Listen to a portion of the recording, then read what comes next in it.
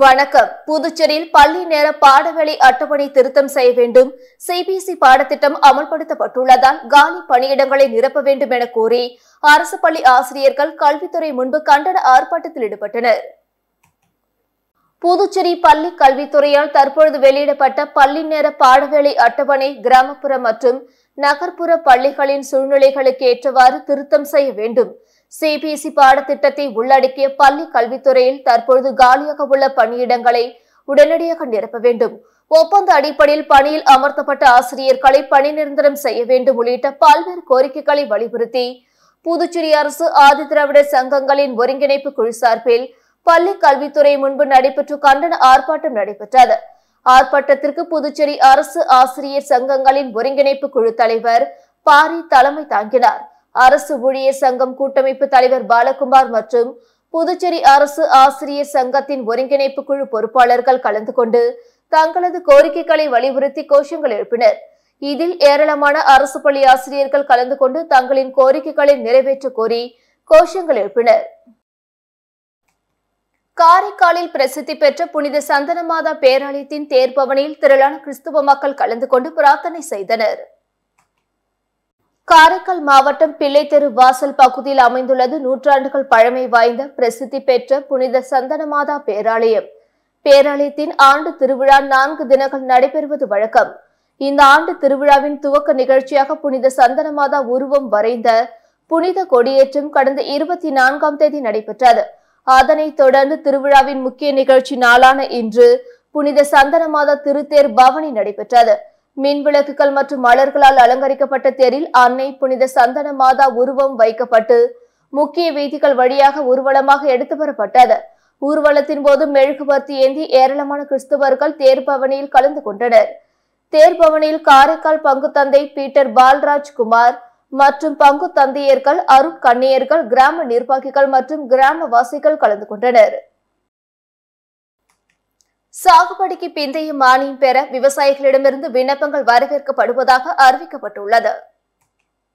இது தொடர்பாக புதுச்சேரி அரசு வேளாண் மற்றும் விவசாயிகள் நலத்துறை கூடுதல் வேளாண் இயக்குநர் வெளியிட்டுள்ள செய்திக்குறிப்பில், புதுச்சேரி அரசு வேளாண் மற்றும் விவசாயிகள் நலத்துறை கூடுதல் வேளாண் இயக்குநர் அலுவலகம் மூலம் 2024ஆம் ஆண்டு ஆடி பட்டத்தில் பயிரிடப்பட்ட பழவகை மரங்கள், வாழை, பூக்கள், மரவள்ளி, நெகிழி, முடாக்கு மற்றும் காய்கறிகளுக்கு சாகுபடிக்கு பிந்தைய மானியம் பெறுவதற்கான விண்ணப்பங்கள் தோட்டக்கலை விவசாயிகளிடமிருந்து வரவேற்கப்படுகிறது.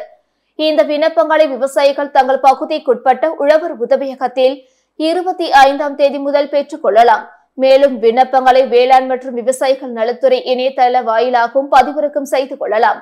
முழுமையாக பூர்த்தி செய்த விண்ணப்பங்களை தங்கள் பகுதிக்குட்பட்ட உழவர் உதவியகத்திலோ அல்லது புதுச்சேரி தோட்டக்கலை அலுவலகத்திலோ அடுத்த மாதம் 30ஆம் தேதிக்குள் சமர்ப்பிக்குமாறு கேட்டுக்கொள்ளப்படுகிறது என்று குறிப்பிடப்பட்டுள்ளது. மணவெளி தொகுதியை சேர்ந்த பயனாளிகளுக்கு புதுச்சேரி அரசின் ரூபாய் 15.50 லட்சம் நலத்திட்ட உதவிக்கான அரசாணைகளை சட்டப்பேரவை தலைவருமான செல்வம் வழங்கினார்.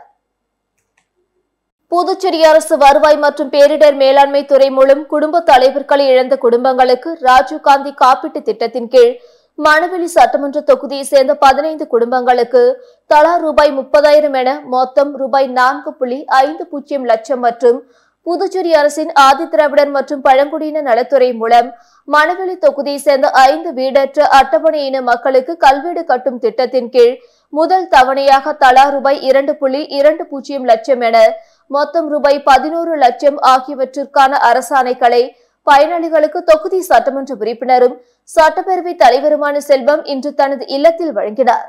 இந்த நிகழ்ச்சியில் பாஜக மாநில விவசாய அணி தலைவர் ராமு, பொதுச் செயலாளர் சக்திபாலன், மாவட்ட தலைவர் சுகுமாரன், கிருஷ்ணமூர்த்தி, கூட்டுறவு சங்க முன்னாள் இயக்குநர் சக்திவேல், முன்னாள் தொகுதி தலைவர் லட்சுமிகாந்தன், கலைவாணன் உள்ளிட்டவர்கள் கலந்து கொண்டனர். புதுச்சேரி காரமணிக்குப்பத்தில் அமைந்துள்ள ஸ்ரீ ஏழை மாரியம்மன் ஆலயத்தில் செடல் உற்சவ திருவிழா மிக விமர்சையாக நடைபெற்றது. புதுச்சேரி காரமணிக்குப்பம் நல்லாண்டு மேஸ்திரி வீதியில் அமைந்துள்ளது அருள்மிகு ஸ்ரீ ஏழை மாரியம்மன் ஆலயம். இந்த ஆலயத்தின் செடல் மகோற்சவம் கடந்த 18ஆம் தேதி கொடியேற்றத்துடன் தொடங்கியது. இதனை முன்னிட்டு தினம்தோறும் அம்மனுக்கு அபிஷேக ஆராதனைகள் நடைபெற்றது. அதனைத் தொடர்ந்து விழாவின் முக்கிய நிகழ்வான செடல் உற்சவம் நடைபெற்றது. அதனைத் தொடர்ந்து நேற்று காலை கரகம் வீதி உலா நடைபெற்றது. இதில் ஏராளமான பக்தர்கள் கலந்து கொண்டு செடல் தரித்து கார், ஆட்டோ முதலிய கனரக வாகனங்களை இழுத்தும் தங்களது நேர்த்திக்கடனை செலுத்தினர். அதனைத் தொடர்ந்து இரவு அம்மன் வீதி உலா நடைபெற்றது. விழா ஏற்பாடுகளை கோவில் நிர்வாகத்தினர், ஊர் பொதுமக்கள் மற்றும் இளைஞர்கள் செய்திருந்தனர். இதனைத் தொடர்ந்து இன்று ஊஞ்சல் உற்சவம் நடைபெற்றது. மேலும் இரவு கேளிக்கை கூத்து மற்றும் ஞாயிற்றுக்கிழமை அம்மனுக்கு மஞ்சள் நீராட்டு நடைபெற உள்ளது. செடல் திருவிழாவினை முன்னிட்டு ஞாயிற்றுக்கிழமை 1000 பேருக்கு அன்னதானம் நடைபெற உள்ளது குறிப்பிடத்தக்கது.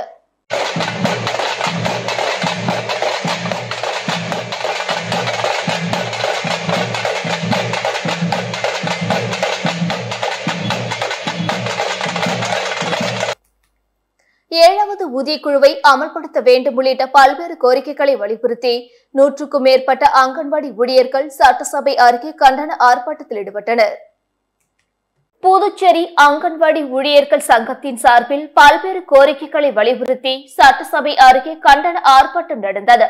சங்க தலைவர் ராஜலட்சுமி தலைமையில் நடைபெற்ற ஆர்ப்பாட்டத்தில் 100க்கும் மேற்பட்ட அங்கன்வாடி ஊழியர்கள் கலந்து கொண்டு 7வது ஊதியக்குழுவின் பரிந்துரைகளை அமல்படுத்துவது, நிலுவையில் உள்ள போனஸ் மற்றும் பஞ்சப்படியை வழங்குவது, 6வது ஊதியக்குழு பரிந்துரைப்படி அங்கன்வாடி உதவியாளர்களுக்கு 50% நிலுவை ஊதியம் வழங்குவது, அரசு தரப்பில் பணிக்கொடை முடக்கும் வகையில் உயர்நீதிமன்றத்தில் தொடுக்கப்பட்ட வழக்கை திரும்ப பெறுவது உட்பட பல்வேறு கோரிக்கைகளை வலியுறுத்தி கண்டன கோஷங்கள் எழுப்பினர். புதுச்சேரி மாநில மக்கள் முன்னேற்ற கழகம் 13,600 கோடி ரூபாயில் மாதிரி பட்ஜெட்டினை வெளியிட்டுள்ளது. புதுச்சேரி மாநில மக்கள் முன்னேற்ற கழகம் சார்பில் மாதிரி பட்ஜெட்டை கட்சித் தலைவர் ராமதாஸ் தயாரித்துள்ளார். இதன் வெளியீட்டு விழா தமிழ் சங்கத்தில் நடந்தது. பொதுச் செயலாளர் ராஜன் முன்னிலை வகித்தார். கட்சித் தலைவர் ராமதாஸ் வெளியிட சேர்மன் வெங்கட்ராமன் பெற்றுக் கொண்டார். அதன் பின்னர் செய்தியாளர்களிடம் பேசிய பேராசிரியர் ராமதாஸ், கடந்த 62 ஆண்டுகளாக புதுச்சேரி மாநிலத்தை பல்வேறு அரசியல் கட்சிகள் ஆட்சி புரிந்துள்ளன. இத்தனை ஆண்டுகளாக மாநில வளர்ச்சியை மட்டுமே முன்வைத்து முழுக்க அரசியல் கலப்பில்லாத பொருளாதார ரீதியான மாதிரி பட்ஜெட்டினை எந்த ஆட்சியாளர்களும் கட்சிகளும் வழங்கவில்லை. அதன் காரணமாக புதுச்சேரி மாநிலம் துவக்க காலத்தில் இருந்ததை விட பொருளாதார ரீதியாக பின்னுக்கு தள்ளப்பட்டு சீரழிந்து வருகிறது. மாநிலத்தில் உள்ள 16 லட்சம் மக்களின் ஒட்டுமொத்த வளர்ச்சியை மனதில் கொண்டு மாதிரி பட்ஜெட்டினை வெளியிட்டுள்ளோம் என்றார். புதுச்சேரி லாஸ்பேட்டை பகுதியில் எழுந்தருளி உள்ள அருள்மிகு பாலமுத்து மாரியம்மன் கோவில் செடல் மகோற்சவம் மற்றும் ஆடிவெளியை முன்னிட்டு 108 பெண்கள் திருவிளக்கு பூஜை நடைபெற்றது. புதுச்சேரி லாஸ்பேட்டை பகுதியில் அமைந்துள்ளது அருள்மிகு பாலமுத்து மாரியம்மன் தேவஸ்தானம். இந்த கோவிலில் சாகை வார்த்தல் செடல் மகோற்சவம் கடந்த 11ஆம் தேதி அனுக்னை விக்னேஸ்வர பூஜை கணபதி ஹோமத்துடன் தொடங்கியது. தொடர்ந்து அம்மனுக்கு தினந்தோறும் காலை சிறப்பு அபிஷேகம் செய்யப்பட்டு இரவு அம்மனுக்கு சிறப்பு அலங்காரம் செய்யப்பட்டு தீபார்த்தனை காட்டப்பட்டது. இந்நிலையில் செடல் மகோற்சவம் மற்றும் ஆடிவெளியை முன்னிட்டு 108 பெண்கள் கலந்து கொண்ட திருவிளக்கு பூஜை நடைபெற்றது. இறைவனை ஒளி வடிவாக உருவகித்து நலன்களை வேண்டி நடத்தப்படும் வழிபாடு திருவிளக்கு வழிபாடாகும். திருவிளக்கு பூஜையில் மஞ்சளில் சிறிய விநாயகரை பிடித்து ஒரு வெற்றிலையில் வைத்து அலங்கரித்து 108 மந்திரங்களை சொல்லி ஒளிவிளக்காய் உள்ள அம்மனுக்கு தீபார்த்தனை காட்டி வழிபட்டு பின்பு அம்மனுக்கு சிறப்பு தீபார்த்தனை காட்டப்பட்டது.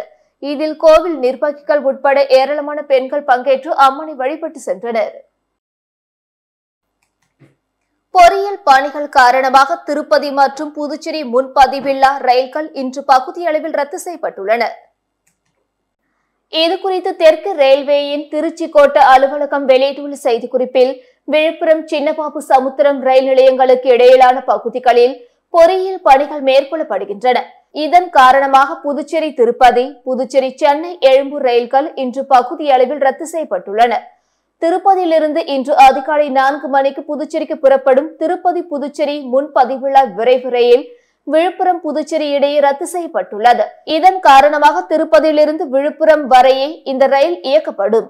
இதேபோல புதுச்சேரியிலிருந்து இன்று மாலை 4 மணிக்கு புறப்பட வேண்டிய புதுச்சேரி சென்னை எழும்பூர் முன்பதிவுள்ள ரயில் புதுச்சேரி விழுப்புரம் இடையே பகுதி அளவில் ரத்து செய்யப்பட்டுள்ளது. இதன் காரணமாக இந்த ரயில் விழுப்புரம் ரயில் நிலையத்திலிருந்து மாலை 4:45 மணிக்கு சென்னை எழும்பூருக்கு புறப்பட்டு செல்லும் என அதில் கூறப்பட்டுள்ளது. பாண்டி மெரினா கடற்கரையில் இறந்த ஒட்டகத்தின் சடலத்தை புதைத்தது தொடர்பாக போலீசார் வருவாய்த்துறையினர் விசாரணை மேற்கொண்டு வருகின்றனர். பாண்டி மெரினா கடற்கரையில் குழந்தைகளுக்காக ஒட்டக சவாரி நடைபெற்று வந்தது. இந்த நிலையில் அங்கிருந்த ஒட்டகம் திடீரென உயிரிழந்த நிலையில் ஒட்டகத்தின் சடலத்தை அதன் உரிமையாளர் பாண்டி மெரினா கடற்கரை பகுதியில் புதைத்ததாக கூறப்படுகிறது. இது தொடர்பாக சமூக ஆர்வலர்கள் ஒட்டக மரணத்தில் சந்தேகம் இருப்பதாக கூறி ஒதியஞ்சாலை காவல் நிலையம் மற்றும் வனத்துறையில் புகார் அளித்தனர். இதனை அடுத்து ஒதியஞ்சாலை போலீசார் வருவாய்த்துறையினருடன் சேர்ந்து குறிப்பிட்ட இடத்தை தோண்டி ஒட்டகத்தின் சடலத்தை கண்டறிந்து விசாரணை மேற்கொண்டு வருகின்றனர். தொடர்ந்து ஒட்டகம் வளர்க்க உரிமம் பெறப்பட்டதற்கான ஆவணங்களையும் அதிகாரிகள் ஆய்வு செய்தனர். மேலும் உயிரிழந்த ஒட்டகத்தின் சடலத்தை அரசு கால்நடை மருத்துவர்கள் மூலம் பிரேத பரிசோதனை மேற்கொள்ளவும் திட்டமிடப்பட்டுள்ளதாக அதிகாரிகள் தெரிவித்தனர். ஸ்ரீ வெங்கடேஸ்வரா கல்வி நிறுவனங்களின் பட்டமளிப்பு விழா வெகு சிறப்பாக நடைபெற்றது. புதுச்சேரி இந்திராணி செவிலியர் கல்லூரி, ஸ்ரீ வெங்கடேஸ்வரா பிசியோதெரபி மற்றும் ஸ்ரீ வெங்கடேஸ்வரா பாராமெடிக்கல் அறிவியல் மற்றும் கல்லூரி ஆகியவற்றை உள்ளடக்கிய ஸ்ரீ வெங்கடேஸ்வரா கல்வி நிறுவனங்களின் பட்டமளிப்பு விழா மருத்துவக் கல்லூரியில் அமைந்துள்ள சாய் கலையரங்கில் சிறப்பாக நடைபெற்றது. நிகழ்ச்சிக்கு கல்வி குழுமத்தின் தாளாளர் பி ராமச்சந்திரன் தலைமை தாங்கினார். கல்லூரி நிறுவனர் ராதா ராமச்சந்திரன், நிர்வாக இயக்குநர்கள் ராஜீவ் கிருஷ்ணா மற்றும் மௌஷ்மி ராஜீவ் கிருஷ்ணா, முதன்மை இயக்க அதிகாரி டாக்டர் பி வித்யா மற்றும் கல்வி குழுமத்தின் பொது மேலாளர் சவுந்தரராஜன் ஆகியோர் முன்னிலை வகித்தனர். விழாவில் துறை தலைவர் மகப்பேறு மற்றும் மகளிர் மருத்துவம் இந்திராணி செவிலியர் கல்லூரி பேராசிரியை டாக்டர் ஜமுனா ராணி வரவேற்புரையாற்றினார். மேலும் வெங்கடேஸ்வரா பாராமெடிக்கல் மற்றும் அறிவியல் கல்லூரி துணை பேராசிரியை சிலம்பரசி அவர்கள் விருந்தினரை அறிமுகப்படுத்தினார். புதுச்சேரி மாவட்ட மக்கள் நல்வாழ்வு மற்றும் குடும்ப நலத்துறை இயக்குனர் டாக்டர் ஸ்ரீராமுலு அவர்கள் தலைமை விருந்தினராக கலந்து கொண்டார். மேலும் கல்வி குழுமத்தின் தலைமை நிர்வாக இயக்குநர்கள், பொது மேலாளர், சிறப்பு விருந்தினர், அனைத்து துறையின் கல்லூரி முதல்வர்கள், பல்வேறு துறை தலைவர்கள், பேராசிரியர் மற்றும் பட்டதாரிகள் அனைவரும் பட்டமளிப்பு உடையணிந்து கம்பீரமான ஊர்வலத்துடன் நிகழ்ச்சிக்கு வரவேற்கப்பட்டனர். அதனைத் தொடர்ந்து மேற்கண்ட அனைவரும் இணைந்து குத்துவிளக்கேற்றி விழாவினை தொடங்கி வைத்தனர். கல்வி குழுமத்தின் தாளாளர் ராமச்சந்திரன் அவர்கள் தலைமை விருந்தினர் மற்றும் விழா பங்கேற்பாளர்கள் அனைவரையும் வரவேற்றார். விழாவில் 200க்கும் மேற்பட்ட பல்வேறு துறையை சார்ந்த மாணவர்களுக்கு பட்டங்கள் வழங்கப்பட்டன. பின்னர் துணை முதல்வர் இந்திராணி செவிலியர் கல்லூரி பேராசிரியர் ராஜேஸ்வரி பட்டம் பெற்ற மாணவர்களுக்கு உறுதிமொழி முன்மொழிந்தார். மேலும் தலைமை விருந்தினர் டாக்டர் ஸ்ரீராமுலு அவர்களது உரையில் பட்டம் பெற்ற அனைவரும் சிறந்த வாய்ப்புகளை பயன்படுத்தி வளர்ந்து வரும் தொழில்நுட்பத்தை நல்ல முறையில் பயன்படுத்தி மேம்படுவதற்கான முயற்சியை மாணவர்கள் முன்னெடுக்க வேண்டும். மாணவ செல்வங்கள் அனைவரும் சமுதாய வளர்ச்சிக்கு ஊன்றுகோலாக திகழ வேண்டும். மேலும் சிறந்த எதிர்காலத்தை அமைப்பதற்கு கல்வி, கடின உழைப்பும் மற்றும் உறுதிப்பாடு ஆகியவைகள் மிகவும் இன்றியமையாதவை என்றும் எடுத்துரைத்தனர். பின்னர் இந்திராணி செவிலியர் கல்லூரி முதல்வர் டாக்டர் மல்லிகா கண்ணன், ஸ்ரீ வெங்கடேஸ்வரா பாராமெடிக்கல் மற்றும் அறிவியல் கல்லூரி முதல்வர் டாக்டர் ஆனந்த வைரவேல் மற்றும் ஸ்ரீ வெங்கடேஸ்வரா பிசியோதெரபி கல்லூரியின் முதல்வர் டாக்டர் ஆனந்த பாபு ஆகியோர் கல்லூரி ஆண்டு அறிக்கையை சமர்ப்பித்து கல்வியாண்டு முழுவதும் மாணவர்கள் செய்த சாதனைகள் மற்றும் கல்வியின் முன்னேற்றங்களை எடுத்துரைத்தனர். மேலும் கல்லூரியின் இதழ் வெளியிடப்பட்டு காட்சிப்படுத்தப்பட்டன. முடிவில் ஸ்ரீ வெங்கடேஸ்வரா பிசியோதெரபி கல்லூரி பேராசிரியர் பால்ராஜ் நன்றி உரையாற்றினார். தொடர்ந்து இந்திராணி நர்சிங் கல்லூரி, முன்னாள் மாணவர் சங்கம், முன்னாள் மாணவர்களுக்கான தொழில் வழிகாட்டுதல் நிகழ்ச்சி காலை 10:30 மணி முதல் மதியம் 12:30 மணி வரை நடைபெற்றது. புதுச்சேரி குடியிருப்பு பாளையம் அருள்மிகு ஸ்ரீ தீப்பாஞ்சம்மன் ஆடி மாத உற்சவ திருவிழாவையொட்டி அலங்கரிக்கப்பட்ட வாகனத்தில் அம்மன் திருவிதி உலா சென்றார். இதில் பக்தர்கள் பலரும் கலந்து கொண்டு அம்மனை வழிபட்டு சென்றனர். புதுச்சேரி பாகூர் குடியிருப்பு பாளையம் ஏரிக்கரை அருகே எழுந்தருளியிருக்கும் அருள்மிகு ஸ்ரீ தீப்பாஞ்சம்மன் ஆலயத்தின் ஆடி மாத உற்சவத்தை அடுத்து பூங்கரகத்துடன் அம்மன் வீதி உலா நடைபெற்றது. நேற்று முன்தினம் காலை ஆலயத்தில் கணபதி ஹோமம் நடைபெற்று அம்மனுக்கு அபிஷேக ஆராதனைகள் செய்து கரகம் பிடித்து சாகை வார்த்தல் நிகழ்ச்சி நடைபெற்றது. அதனைத் தொடர்ந்து பால் குடம் எடுத்து அம்மனுக்கு அபிஷேகங்கள் செய்து அருள்மிகு தீப்பாஞ்சம்மனுக்கு சந்தன காப்பு அலங்காரத்துடன் மகா தீபார்த்தனை காண்பிக்கப்பட்டது. தொடர்ந்து இரவு அம்மனுக்கு தீச்சட்டி எடுத்து நேர்த்திக்கடனை செலுத்தினர். மேலும் மலர்களால் அலங்கரிக்கப்பட்ட அம்மன் மில் விளக்குகளால் வாகனத்தில் வைக்கப்பட்டு வான வேடிக்கையோடு திருவீதி உலா நடைபெற்றது. விழாவிற்கான ஏற்பாட்டினை ஸ்ரீ தீப்பாஞ்சம்மன் ஆலய நிர்வாகிகளும் கிராம பொதுமக்களும் சிறப்பாக செய்திருந்தனர். வில்லியனூர் அருகே மொபட்டில் சென்ற பெண்ணிடம் 2 சவரன் செயின் பறித்தது தொடர்பாக போலீசார் விசாரணை நடத்தி வருகின்றனர். புதுவை வில்லியனூர் அருகே உள்ள ஆச்சாரியபுரம் பகுதியை சேர்ந்தவர் சித்ரா. இவர் வில்லியனூர் பகுதியில் உள்ள காய்கறி கடையில் பில் போடும் வேலை செய்து வருகிறார். இந்நிலையில் நேற்று முன்தினம் இரவு 10 மணி அளவில் வேலை முடித்துவிட்டு அவரது மொபட்டில் தனியாக வீட்டுக்கு சென்று கொண்டிருந்தார். அப்பொழுது ஆச்சாரியபுரம் கணபதி நகர் பகுதியில் செல்லும் போது அவரை பின்தொடர்ந்து பைக்கில் வந்த 2 மர்ம நபர்கள் சித்ராவின் மொபட்டின் மீது மோதியுள்ளனர். அப்பொழுது சித்ரா நிலை தடுமாறி கீழே விழுந்தவுடன் பைக்கில் இருந்தவர்கள் சித்ராவின் கழுத்தில் அணிந்திருந்த 2 பவுன் தங்க செயினை பறித்துக் கொண்டு வேகமாக பைக்கில் தப்பிவிட்டனர். இது குறித்து சித்ரா மங்கலம் காவல் நிலையத்தில் புகார் அளித்தார். அதன் பேரில் சப் இன்ஸ்பெக்டர் பெரியசாமி வழக்கு பதிவு செய்து அங்குள்ள சிசிடிவி காட்சிகளை சோதனை செய்து விசாரணை நடத்தி வருகிறார். சர்க்கிள் தி பாண்டிச்சேரி சார்பில் நடத்தப்பட்ட இலவச கண் பரிசோதனை முகாமினை சட்டமன்ற எதிர்க்கட்சித் தலைவர் சிவா தொடங்கி வைத்தார்.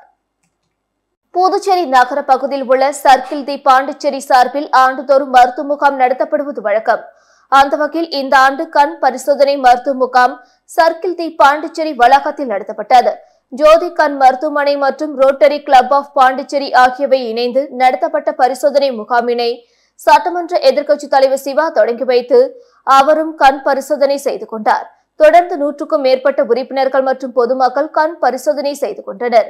முகாமிற்கான ஏற்பாடுகளை சர்க்கிள் தி பாண்டிச்சேரியின் தலைவர் சதானந்தம், செயலாளர் பிரகாஷ், துணைத் தலைவர் லட்சுமிபதி, இணை செயலாளர் சுந்தர், முத்துராஜ் மற்றும் விளையாட்டு பிரிவின் செயலாளர் மத்தேயு ஆரோக்கியராஜ் ஆகியோர் செய்திருந்தனர். பிரான்ஸ் நாட்டு குடியுரிமை வாங்கி தருவதாக ஓட்டல் ஊழியரிடம் 1.22 லட்சம் ரூபாய் பணம் வாங்கி போலி சான்றிதழ் வழங்கியவரை போலீசார் கைது செய்தனர். அரையங்குப்பம் பகுதியை சேர்ந்தவர் பாலமுருகன். இவருக்கு முத்தியால்பேட்டையை சேர்ந்தவர் மிலன் அருள்மணி என்பவர் அறிமுகமானார். பாலமுருகனுக்கு பிரான்ஸ் நாட்டில் குடியுரிமை சான்றிதழ் வாங்கி தருவதாக கூறி படிப்படியாக மொத்தம் 1.22 லட்சம் பணத்தை கடந்த பிப்ரவரி மாதம் மிலன் அருள்மணி வாங்கியுள்ளார். அதனை அடுத்து பாலமுருகன் வீட்டிற்கு தபாலில் பிரான்ஸ் குடியுரிமை சான்றிதழ் வந்தது. அந்த சான்றிதழை பாலமுருகன் எடுத்துக்கொண்டு சென்னையில் உள்ள வெளியுறவுத்துறை அமைச்சகத்தின் மூலம் பார்த்தபோது அது போலி சான்றிதழ் என தெரிய வந்தது. இதனை அடுத்து பாலமுருகன் அளித்த புகாரின் பேரில் அரியங்குப்பம் போலீசார் வழக்கு பதிவு செய்து மிலன் அருள்மணியை கைது செய்து சிறையில் அடைத்தனர். புதுச்சேரியில் இளநிலை இயற்கை மருத்துவம் மற்றும் யோகா அறிவியல் படிப்புகளுக்கு வரும் 29ஆம் தேதி கலந்தாய்வு நடைபெற உள்ளது. இது தொடர்பாக புதுச்சேரி சென்டாக் ஒருங்கிணைப்பாளர் அமன் சர்மா வெளியிட்டுள்ள செய்திக்குறிப்பில் +2 மதிப்பெண் அடிப்படையில் இளநிலை இயற்கை மருத்துவம் மற்றும் யோகா அறிவியல் படிப்புக்கான வரைவு தரவரிசை பட்டியல் சென்டாக் இணையதளத்தில் வெளியிடப்பட்டுள்ளது. இதில் ஏதேனும் ஆட்சேபனை இருந்தால் விண்ணப்பதாரர்கள் தங்களது டேஷ்போர்டு மூலமாகவோ அல்லது மின்னஞ்சல் மூலமாகவோ இன்று மாலைக்குள் சமர்ப்பிக்க வேண்டும். ஆட்சேபனைகள் நிவர்த்தி செய்த பிறகு இறுதி தரவரிசை பட்டியல் வெளியிடப்படும். இப்பாட பிரிவுக்கான நேரடி கலந்தாய்வு வருகிற 29ஆம் தேதி காலை 11 மணிக்கு காமராஜர் மணிமண்டபத்தில் உள்ள சென்டாக் அலுவலகத்தில் நடைபெறும். சென்னை அரசு யோகா மற்றும் இயற்கை மருத்துவ கல்லூரி 1, செங்கல்பட்டு சர்வதேச யோகா மற்றும் இயற்கை மருத்துவ அறிவியல் நிறுவனம் 1 என 2 இடங்களுக்கு கலந்தாய்வு நடக்கும். இது தொடர்பாக மாணவர்களுக்கு SMS அனுப்பப்பட்டுள்ளது. மேலும் விவரங்களுக்கு சென்டாக் இணையதளத்தை பார்க்கலாம். கலந்தாய்வுக்கு வரும் மாணவர்கள் மதிப்பெண் சான்றிதழ், புதுப்பிக்கப்பட்ட குடியிருப்பு சான்றிதழ் உள்ளிட்ட அனைத்து அசல் சான்றிதழ்களை கொண்டு வர வேண்டும் என்று அவர் கூறியுள்ளார். இத்துடன் செய்திகள் நிறைவடைந்தன. வணக்கம்.